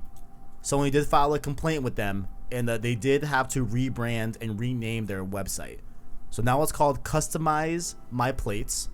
So I liked PlayStation 5 a lot more. That was a very clever ass name, but it's okay. It's cool. It's all good. I understand. It's a little bit close to PlayStation 5. Someone could definitely accidentally type that into their Google search, and not get PlayStation, So yeah. I understand, but at least they didn't take them down. At least they just told them just to change their name and just rebrand, but you can keep selling these. So yeah, just right there. I'm still wondering if I'm gonna get the black plates. Oh, I am in a heartbeat, bro. They're sold out right now. Last time I checked, they're sold out. Let me check right now. Actually, yep, they're all sold out. It's like that Twitter thing is like people like you've been added to list people to rob. For real. Wait, I'm looking right now. Oh wow, yeah. They're all sold out. I was wondering like maybe the digital version is not sold out, but it is. It is. So, oh well. I'm still I'm gonna wait and see how people like them. If they like it a lot, I might get it for real. But link below in the description if you want to keep tabs on it. Just updated. They did change their name. Now they are customizemyplates.com. I know we have a lot of topics here, but we're only 3 more. We're gonna breeze through these really quick, and then we'll talk about the main topic of the show, which of course the history of the PS4. But Sony did come out yesterday, as of this recording, and lay out a lot of really cool accessibility options with the PS5. So there's a lot of stuff like they have. I want to pull up kind of here. I'm actually gonna pull up a condensed tweet that I retweeted last night instead of parsing through that whole article, because like there's like a lot of different stuff that they are doing in terms of that whole great stuff in terms of being an accessible machine to gamers that need it. So first up here, they have voice dictation. They have a screen reader, so the PS5 can read back what is on the screen. If you need that, there's color correction, custom button assignments as well. So we talked a lot about how like in Japan now they're not gonna flip the X and O. I guess now you could do that natively, so that's a great thing that they can do as well. There's closed captions, disable adaptive triggers and haptic feedback, which I know like a lot of people were definitely worried about. You can disable those. And they also have a new department in PlayStation called Able at PlayStation that is going to be focused on this aspect of gaming and really, push for accessibility in the future of PlayStation hardware. And a lot more stuff that you can read down below, link below in the description. I think this is great, but I was talking a lot. Let me hear your thoughts, ArachKnight. What are your thoughts on the PS5 being super accessible? That's never an issue. I think that's great for those of us that are differently abled. Mm-hmm. And it allows more people to comfortably get in the world of gaming, whether they be people that have a history with console gaming or the new generation of kids, teenagers, adults that are getting into video games for the very first time, and this the PS5 is their first console. Because I believe that whenever you make a product, you have to have a flair of accessibility, as in like this will be somebody's first time consuming this type of product. Like I know that Stan Lee talked about that with comic books. It's like every comic book has the potential to be somebody's first issue of this hero. So you need to have that in mind when you talk about things and when you do things. You need to open the door for as many people as you can, so that there are as many people that can enjoy your product as possible. So I believe that this is a great step. I believe that everybody should have the ability to play games, and that this will open the door for a lot of people that may not have had that opportunity in the past. So kudos to them. I gave a lot of props to The Last of Us Part 2 for that in particular. Oh yeah. Like their accessibility selection was very, very impressive, and like big ups to Naughty Dog for all that. Like they did a phenomenal job with accessibility, and I feel like that's a great thing for everybody. And if I can make my HUD red because of it, like I could in Last of Us Part 2, I will be doing it. Damn, I bet a red HUD with Last of Us would look fucking dope, actually. It's really nice. I bet that would look really slick, actually. Damn. Damn. Definitely. Yeah. Overall, I share similar things of you, pretty much 100%, honestly. I think this is a great move. It's because here's like another thing too. There's still a problem of like some games that, gamers that need assistance in terms of how a game is formatted. Sometimes like they have to buy the game to see if they can even play it, and like that's obviously a very complicated issue. I don't know how you even get around that. Does every game come with a demo? I think that'd be great. But like from a system standpoint, I think this is just great. That there's gonna be so many ways that you can interface with the PS5, regardless of what you're able to do as a human. So I think this is great all around. Super cool. I'm with it. Keep doing this. This is great. Last thing here, guys. Last thing here to talk about is, of course, we talked about a few weeks ago that Sony said that they would be shipping out camera adapters for the PSVR camera. because the port is changed on the PS5, but you can still use your camera and the PSVR to play PSVR games on your PS5. And they have now put up a website where you can submit your info to be able to get a free PlayStation VR adapter for your PS5. And we got pictures of it as well down below in the description. Just a little dongle. Not really much to talk about. I want to just put it out there that if you have a PSVR, you can indeed get that adapter starting now, and it's for free. So there's no cost at all associated with it. So I don't think you have VR, right? Do you, ArachKnight? I don't have PSVR. I have an Oculus. That is collecting dust. Yeah, I feel ya. Maybe I'll get a PSVR too. We'll see. I'm not sure. I just don't have a lot of space in my apartment. You know. If you don't have a lot of space, I don't recommend it. My room is very, very small. Like, if I lay down, it's like 1.5 me's to get to the other wall, and I have a bed and a desk, and like my bed and my desk take up more than half of my room. Yeah. So I have bashed into things before. I broke a controller because of it. I broke a monitor because of it. Damn. Because I'd be trying to play like Beat Saber or something, or I would try and play a shooter. So I would like kneel down to like grab a gun on the ground, and I would hit my head on my desk. Ow. Yeah. No. Yeah. And my room is too small for the baby net or whatever it's called. Like, you have to like draw a circle around you. It's like, oh, this is my play area. If I do that every time I reach, like extend my arms, it says, oh, you're out of your play area. Like, be careful. So yeah, that's just not what I want. No. I broke a monitor. It is like, I just got it. Yeah, fuck that. No way. No way. It's like, yeah, I don't know. Like, maybe if I like move into a house or whatever, you know, and like I have more space, I would be that guy, and I would probably set up its own like spot for the PSVR with cables. So I'll just move my PS5 into like the room where it's at, and then do VR there. I would be that guy. You know what I'm saying? But you know, it is what it is. So if you need a adapter, they are available for free. ArachKnight, we've arrived. I think now we're gonna get a little bit sentimental. You know, perhaps a few tears will be shed. You know, the history of the PlayStation 4. Where do we even begin? Where?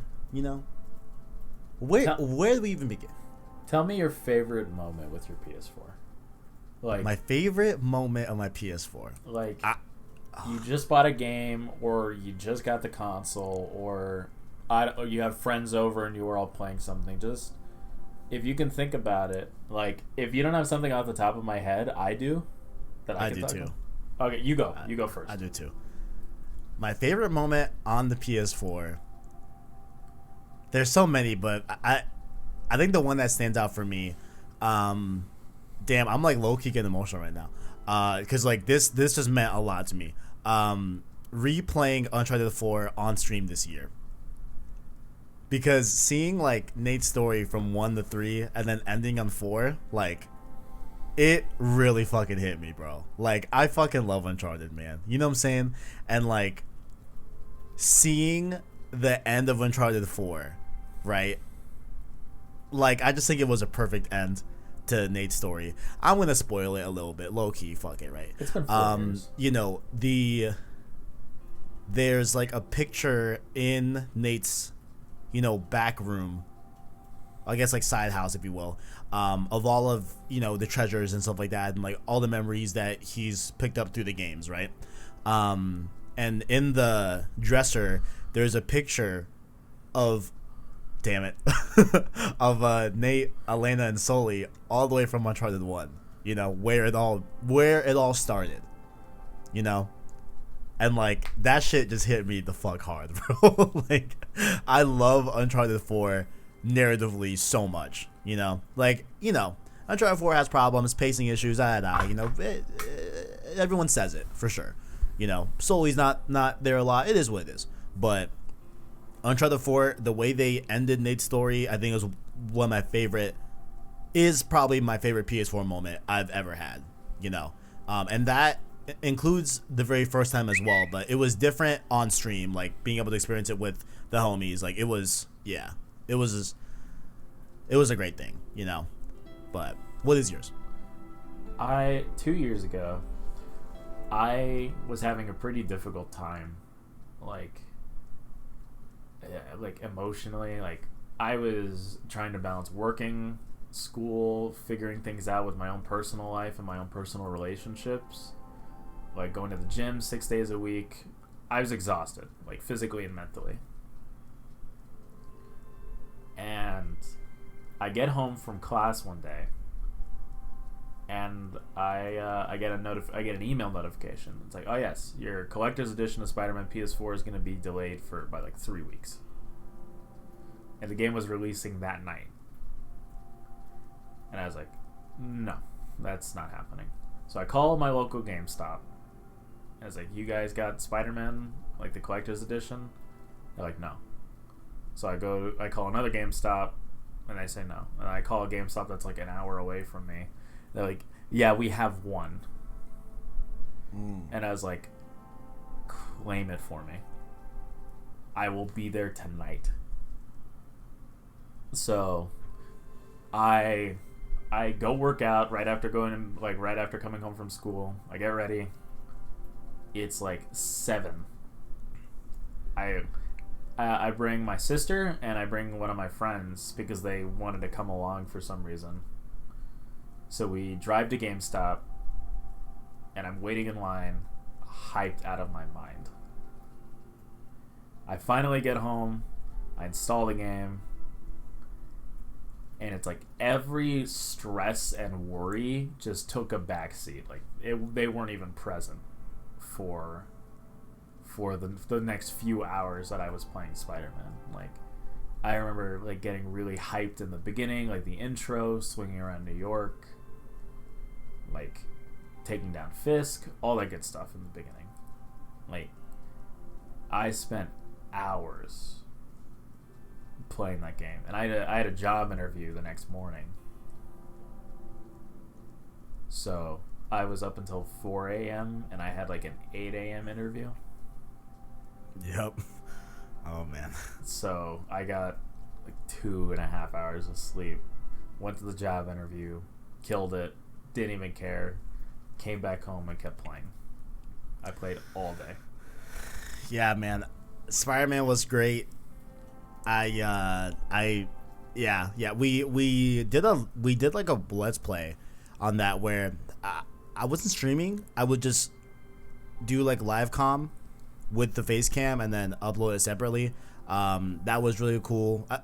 I think we streamed like opening night though for like a little bit, but yeah, Spider-Man was great. God of War was great as well. I mean, we're gonna talk all about those games, you know, in the game section, but like overall, like the PS4 was fucking great, bro. It's been a fantastic generation. You know what I'm saying?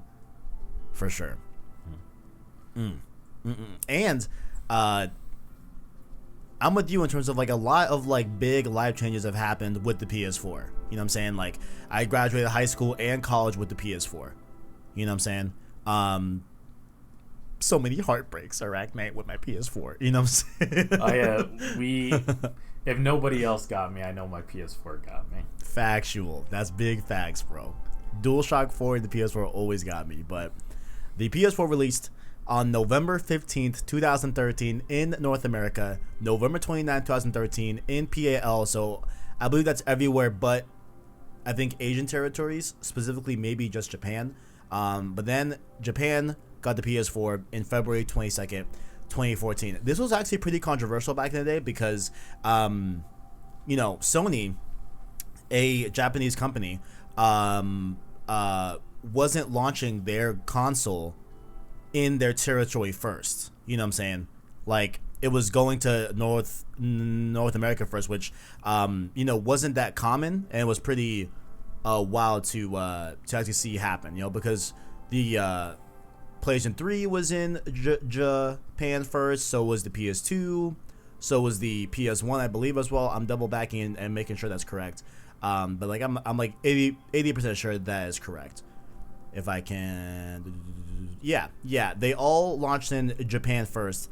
This was the first time that North America got the console first. So definitely was super interesting to see. But do you have any like when did you get your PS4? I got it for Christmas 2013. So you got it launch year. Yeah, I got it launch year. And it underwhelming for the first few years. Like it was just collecting dust for a while because there weren't a lot of games that I was particularly interested in at launch until like 2016. And then they just started coming out of nowhere. It like like a gun that shoots slowly, and the longer you hold down the trigger, the faster it fires? Yes. That was the PS4. Yeah. The PS4 had a really, really good crescendo, like, building up. Like, it was insane. It was definitely a ramp. You're absolutely right. I got my PS4 Black Friday, November 2013. So about a week after the console came out. I was the last person to get a PS4 out of all the Walmarts in Phoenix. That's what the dude told me. He like searched the other inventory in all the Walmarts in the wide Phoenix area. So about a 30 to 40 mile radius. He said, "Yeah, you have the last one. Everyone else sold out." I'm like, "Well, that's pretty cool." But yeah, I got it launch year. I wasn't able to play it though until Christmas. It was a Christmas gift, so Yeah. I could only look at the box for like a month and a half. Like about a month. But yeah, definitely first year PS4 was it was. I mean, I was still having fun, but it was definitely a lot better as the generation went on, of course, for sure. But I think it's about that time, ArachKnight. Let's take a look at these specs. And this is the first time we have two spec sheets because, of course, there's a PS4 Pro to talk about as well. But take me back to 2013. How were these specs in comparison to specs in 2013? I like how it's definitely interesting just to start it out with. It's like, oh, the Xbox has 12 teraflops. The base PS4 is 1.84. Yeah. The AMD Radeon based graphics engine, not bad. For the GPU, the CPU is a 64 AMD Jaguar with 8 cores. Not bad.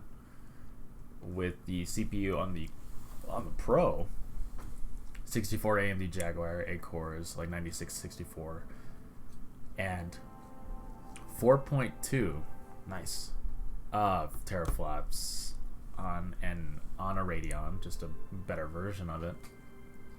Storage size, a terabyte, 500 more gigs than the base. Memory is about the same. They're both 8 gigs, did we get an increase on PS4 Pro? No, they're both 8 gigs from what I can see. So the Pro takes a lot more power, is what I'm seeing. Yeah, where are we at? 165 watts for the base and then 330 for the Pro. Wow. I didn't realize it took that much more watts to power that. Damn, that's kind of crazy. Yeah, no. I guess it's for, all of the updated parts because the base PS4 had 2013 parts in mind, and I don't remember when the Pro came out. What was it, like 2016? If I remember, yeah. Oh, I didn't put it on here. I should have here. Let me look at that real quick. But definitely, I feel like it's 2016. I feel like. So. Yeah, about 3 years relatively, in terms of upgrades. Mm-hmm. The power usage is what you'd expect. Everything else is definitely like what we've seen before, like a consistent upscale in mechanical fidelity. Right. So, good console. Runs like a jet engine though, so I'm glad they're working on that. Yeah. And the thing is, actually, so the PS4 Pro dropped November 10th, 2016. So it was 2016 when it dropped. Do you have a early Pro model or like a late Pro model? I have the Slim. I don't even have the Pro. Oh, gotcha. Okay, yeah, okay, cool. Like, all of the PS4s are, of course, really fucking loud, right? Yes. But I think what's wrong with my Pro, honestly, I don't even know if I have one of the ones that are really bad, because I haven't looked into it, but I know the first version of the Pro was super loud. Like, very, very loud. And I know they updated the Pro, not like a new SKU, but just like a updated version and a tweaked version of the Pro that runs a lot quieter on later Pros that you buy. So like, I bet right now if you buy a Pro, you likely will get the one that or honestly 100% probably will get the one that is more quiet than the first early Pros, because those are loud as shit. I haven't checked which one mine was, but I got my Pro in 2018, so I think probably mine is the updated Pro. But yeah, PS4 Pro, definitely this is the gen that we saw that mid, upgrade generation, with the Xbox One X as well on the other side. But yeah, it's interesting. I don't know if I'll end up getting like a PS5 Pro. If they do, I feel like I probably will. But just interesting stuff. Where like this was definitely them messing around with, how would a mid-generation refresh look like? Where games could still be, running on a base PS4 fine, but how do we make it a little bit better for the Pro? So I think it was cool. Yeah, it was cool.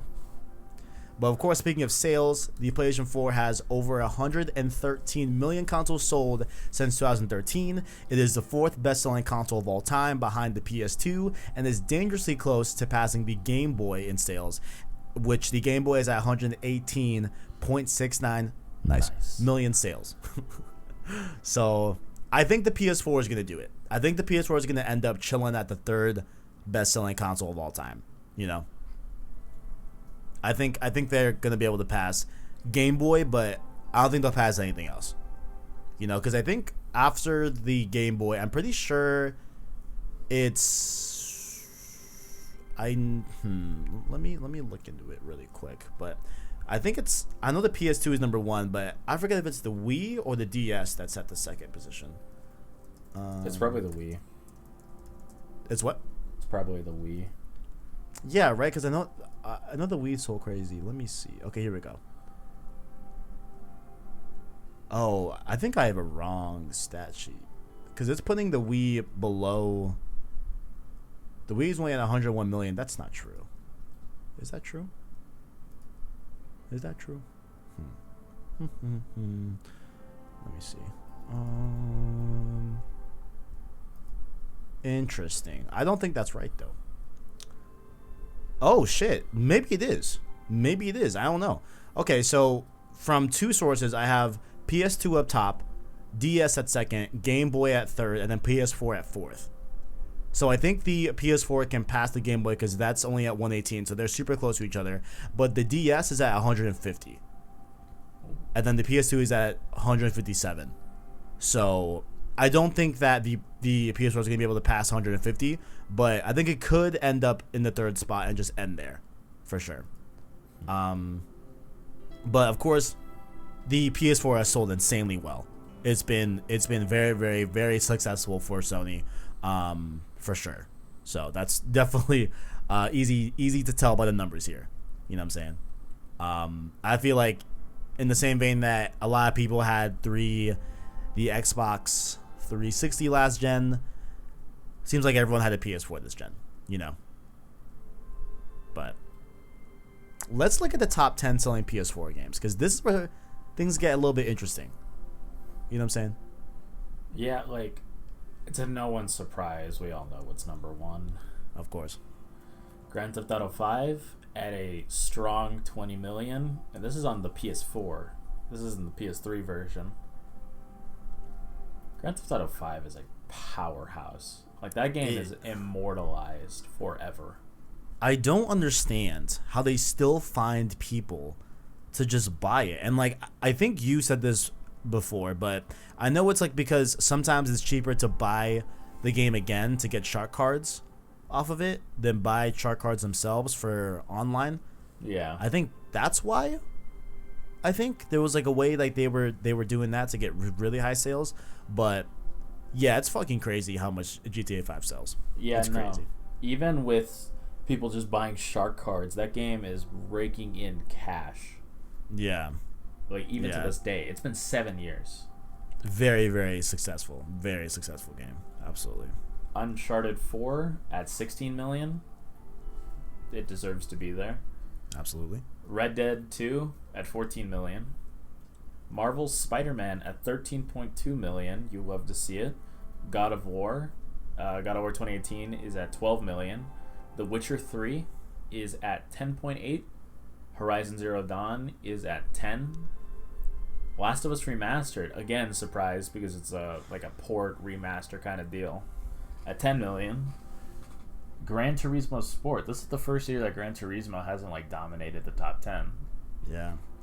At 8 million, and Infamous Second Son at 6 million.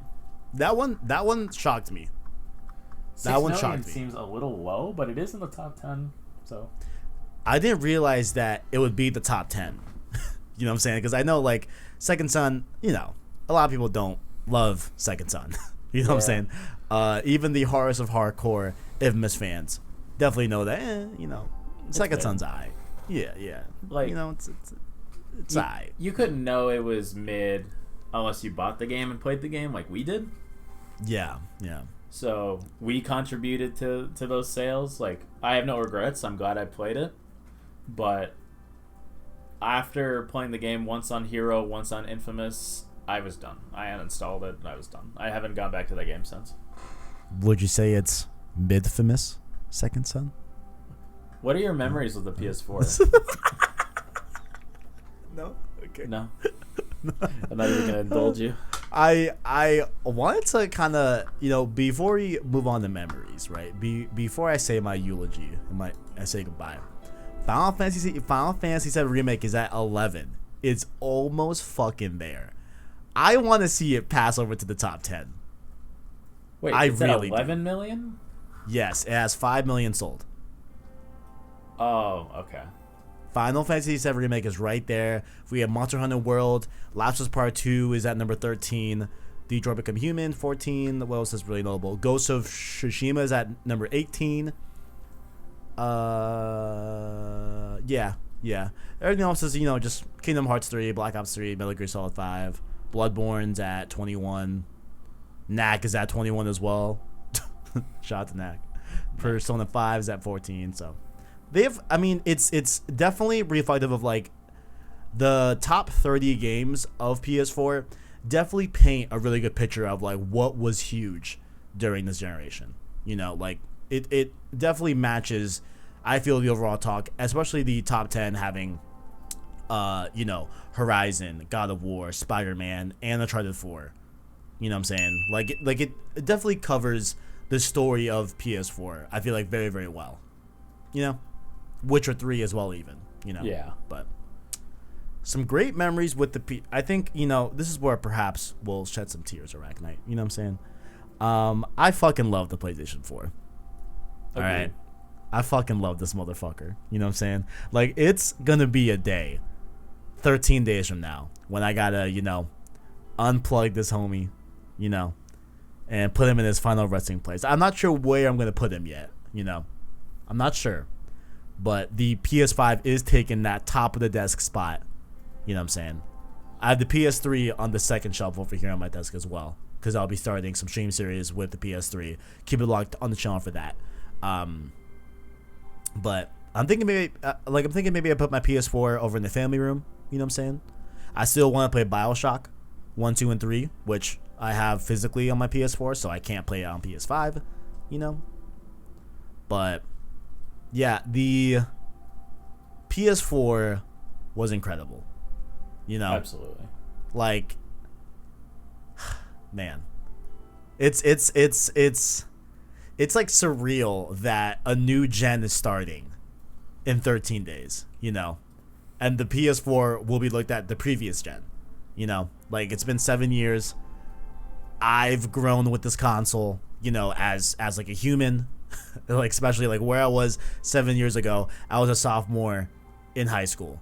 You know, now I'm a college grad, and that dream of like me wanting to, you know, podcast and like, you know, just talk about video games online, is now a part of my income. It's a part of my routine, and it all started with the PS4. You know, like I love this console to death. You know what I'm saying? Like, it's, while I have a very, very soft spot for the PS3, I fucking love the PS3, love the PS2, don't have a big attachment for the PS1. I love the PSP as well, the Vita, shout out to the Vita as well. But I think overall, I think pound for pound, the PS4 has to be my favorite console I've ever used. You know what I'm saying? But I give the edge to PS3, but it is a close second for the PS4. I totally understand if PS3 is over PS4. I totally get it. It makes a lot of sense. Like, you know, because the PS4, like, around the time when the game started getting good is when I built my first PC. So I built my I had saved from when I was like 13 years old to 16, almost 17 years old, all the money that I could get.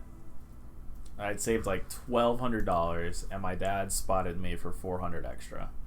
So I managed to get like a pretty decent computer at the time. So I finally built my first PC. I was ready, I was excited, and then games started getting good on the PS4, but it was like a side thing. All of my time went to the PC, and that's pretty much how it's gone since that point. Like, if there's a game that's exclusive on the PS4, I'll definitely play it if I'm interested in it. But if it's on PC, PS4, and Xbox, I'll buy it on PC. So that's why the PS4 doesn't have that much of an impact on me, because a lot of my favorite games that I've ever played, I experienced on the computer. Like Witcher 3, I played on the computer. Doom and Doom Eternal were on PC. Like we were talking about, Ghost Runner earlier was on PC. If Ghost of Tsushima was on PC, I would have bought it there. Like,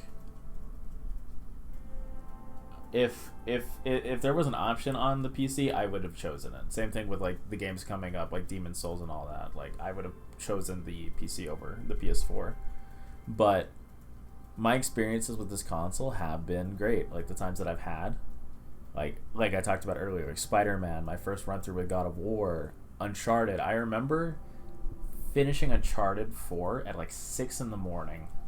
Like, I started playing at like 8 p.m. and I just burst through the story. Like, I was playing for hours, and I finished the game at 6 a.m.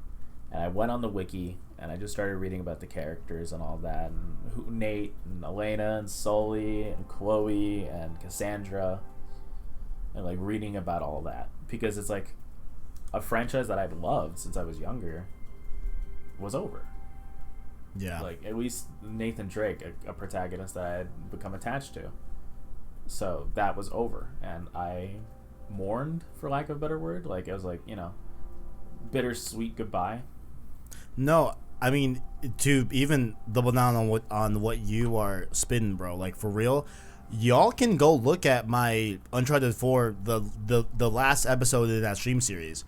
I fucking cried, like, for real. Like, for real, like, I for real had a moment. You know what I'm saying? Uncharted 4 was, definitely my favorite moment in all PS4, you know? Yeah. Uncharted 4 was fantastic. Yeah, Uncharted helped me through some tough times back in the day. Oh, yeah. So, yeah. Like, the PS4 has definitely been a good part of my experience. I was in 8th grade, 13 years old, getting the PS4 for the first time, getting my hands on it, playing Killzone and Little Big Planet and stuff like that. And I went from an 8th grader, like an immature 13-year-old, to, 14, 15, 16, all the way to where I am today. And I think about the person that I was when I first got it, the person that I was a few years ago, and the person that I want to be. And it's definitely interesting to see this console like be a part of my journey as a person. Like, I know it's a material thing, but games are art. Like, I've seen the discussion and the argumentation that video games are not a form of media. Like, they're not a medium to convey art, and I disagree with those fundamentally. Like, I have learned and experienced like stories and pieces from characters and characterization in these games that we've talked about and we've gushed over for the last like 12 weeks, and I've become a better person because of these stories. I've learned from the experiences of characters, and I've learned and I've adapted those same principles into my own life. So seeing that progression in myself and in the quality of technology, it is a beautifully wrapped present of progress. And if you look at it on a purely artistic standpoint, because games and game writing has gotten exponentially better over the last 7 years, on a technological aspect, because technology has developed exponentially since the PS4 released. And if you look at it and your own introspection, you can see development and growth over the course of time. So it's nostalgic, and it is a good reminder of where you were and where you can be. So I have a lot of good memories with this console. Yeah, it's gonna, like, as we get closer to the PS5, it's getting really hard to like come to terms. I mean, it's not like I'm fucking dying, like, you know, like, it's not like the PS4 is getting, like, it's not like someone's gonna come in with a bat and just fucking milli rock my PS4. Yeller, yeah. You know what I'm saying? Like, I'm not losing anything. You know what I'm saying? But it is gonna be like a change. Like, it's a new gen. Like, it's exciting, but I am gonna miss the PS4 a lot. You know, like, I love the PS4, man. Like, for real, it was a great system. It was a great console.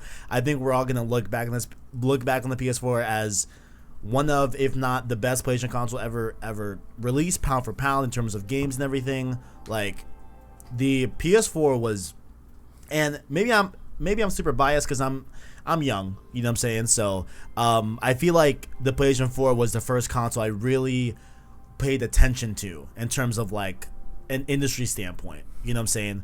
And like saw firsthand and lived throughout, you know, my first really true full console cycle.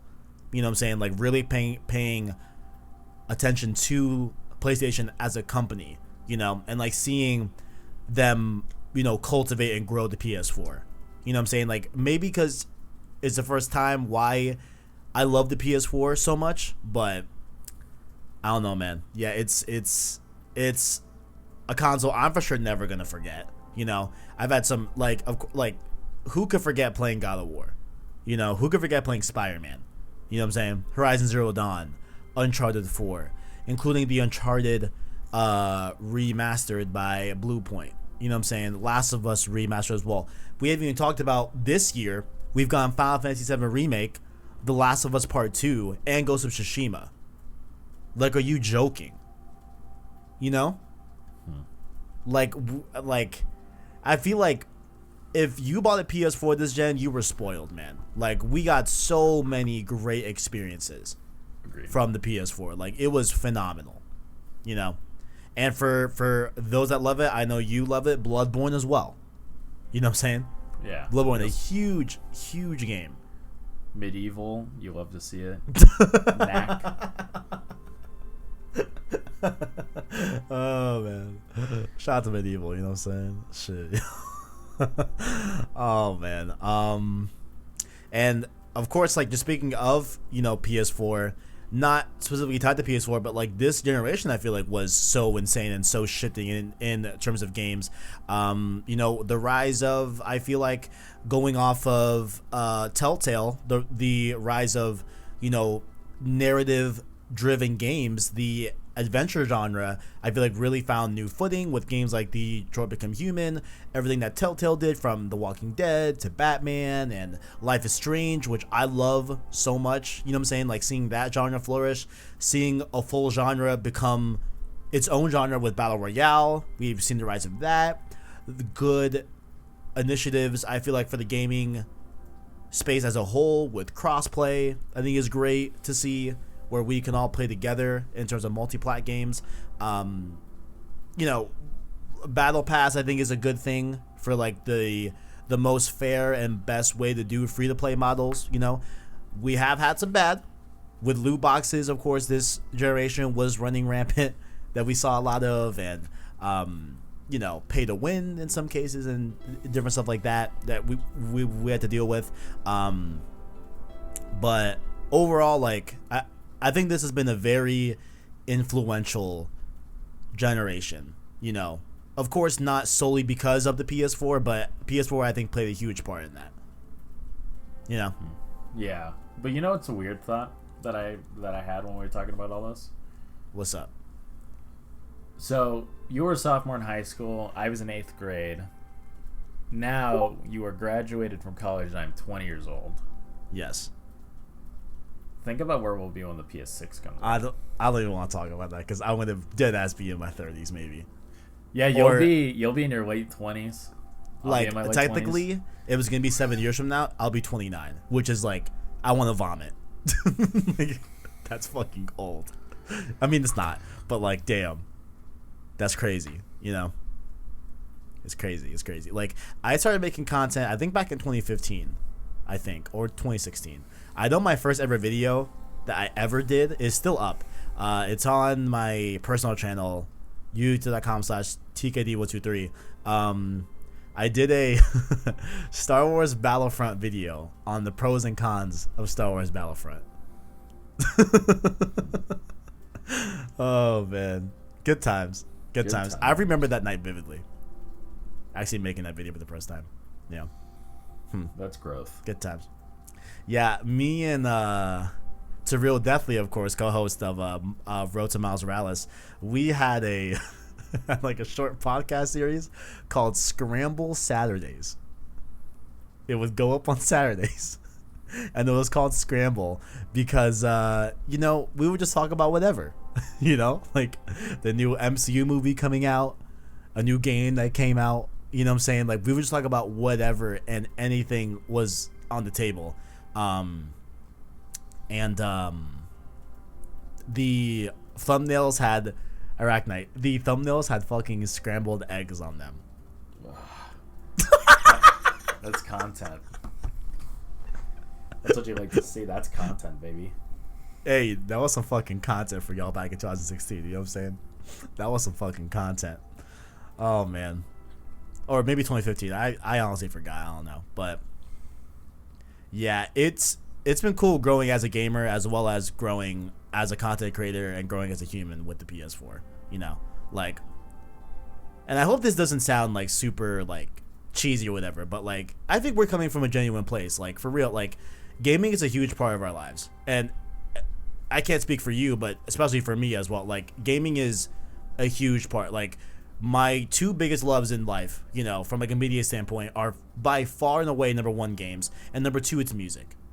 You know what I'm saying? Like if you like, yeah, I love watching, you know, TV shows. You know what I'm saying? Like last night we just got Mandalorian season 2 episode 1, which oh my fucking god, ArachKnight, did you watch that yet? Not yet.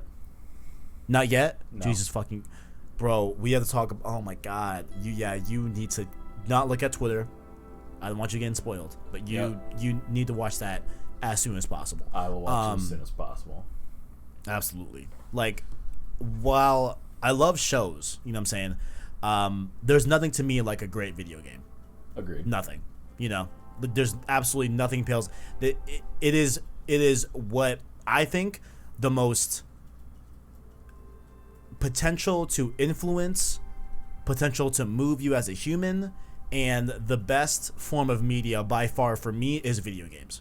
110%. You know what I'm saying? Like the experience that we had with like Final Fantasy VII Remake and Last of Us Part 2, right?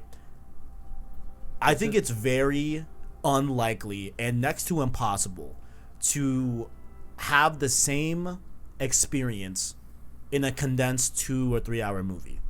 You know? Oh, no. Like, there are just some things that need an extended length to really convey its impact. Yeah.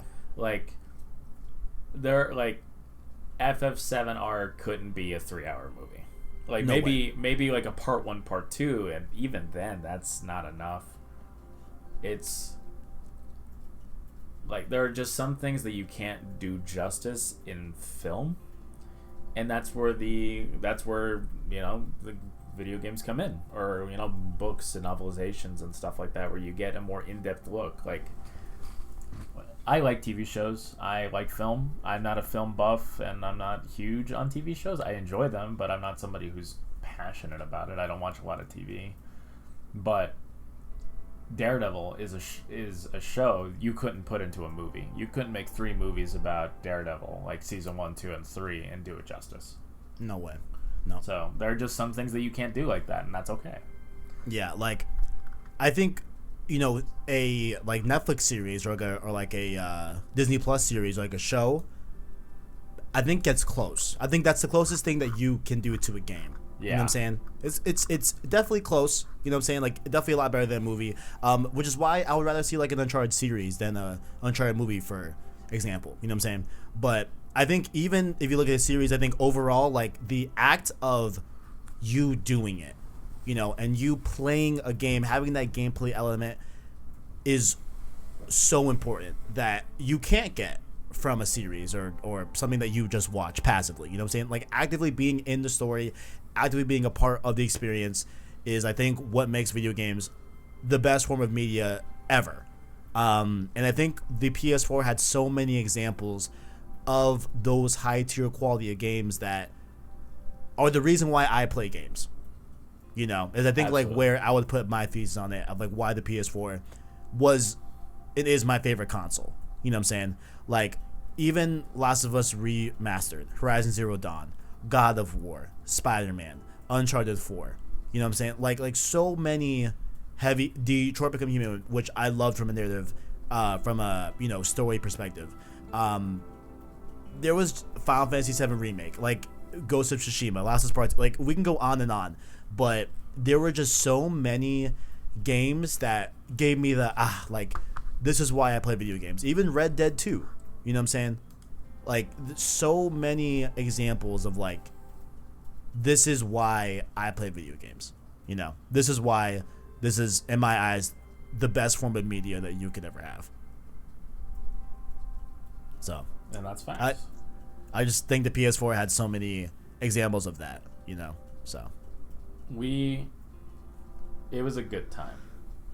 Definitely. It was, yeah. It was a great time. Like, and I'm like, I feel already nostalgic about the PS4 without even having the PS5 yet. You know what I'm saying? Like, I already feel a sense of like I know when I look back when I'm older and someone asks me, hey, how do you feel about the PS4? I'm like, oh man, PS4 was goddamn fantastic. You know what I'm saying? It was such a great time. And I think like another thing too that I think helped bolster this generation as a whole, like, not even because I'm pretty sure the Xbox One has like a share button type thing, I think, right? Do they have like a capture button, something like that? I don't know. Last time I used my Xbox One was years ago.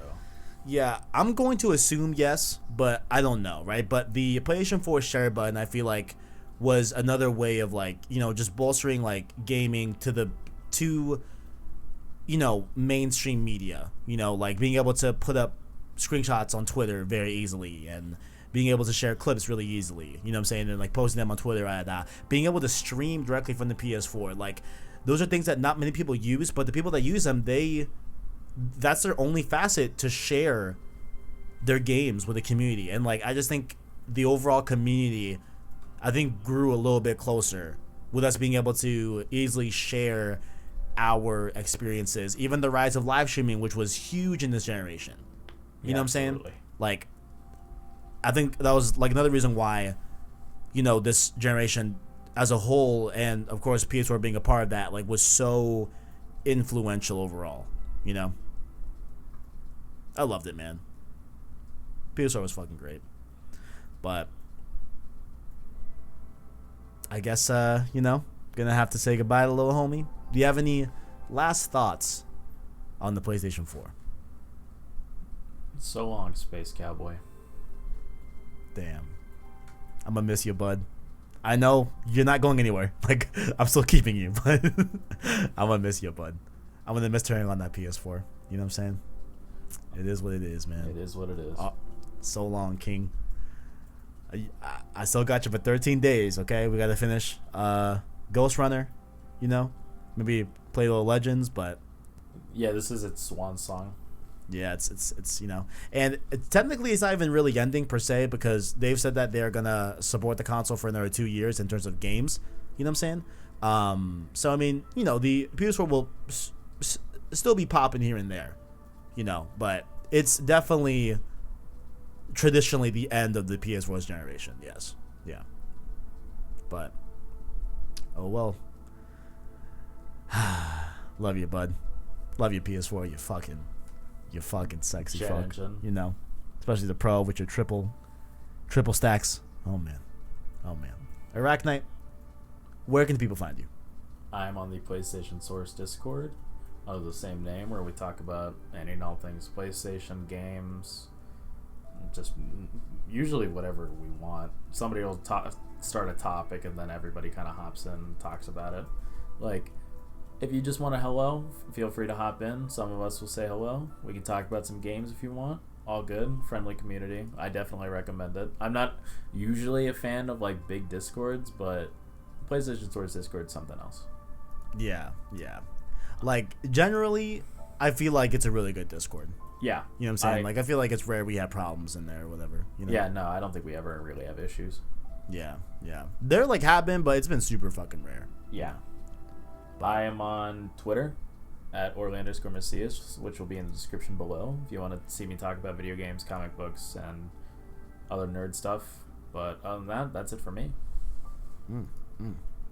Love to see it. And of course, you just tuned in to Road to PS5 episode 12, the weekly podcast about any and all things PS5 as we head towards the release of the PlayStation 5. You can catch the show here on youtube.com/PlayStation Source, as well as your favorite podcast service every Sunday by hitting the anchor link down below to find us on Apple Podcasts, Google Play Podcasts, Spotify, and any other major podcast service, or by just searching PlayStation Source podcast feed in those services. To support the show, you can of course like and subscribe, as well as become a member of the channel by hitting the notification bell to get notified of any future episodes and any uploads or streams, as well as hitting that join button to become a member of the channel, or the link in the description. You can be a Prince tier for $1, a King tier for $5, get access to different channel badges, emotes, as well as shoutouts and all PS content, just like the homies ArachKnight, Tepiwa Musa, Chungi, Owen. Oh shit. Who did I forget? Oh man, Kev, you almost nailed it.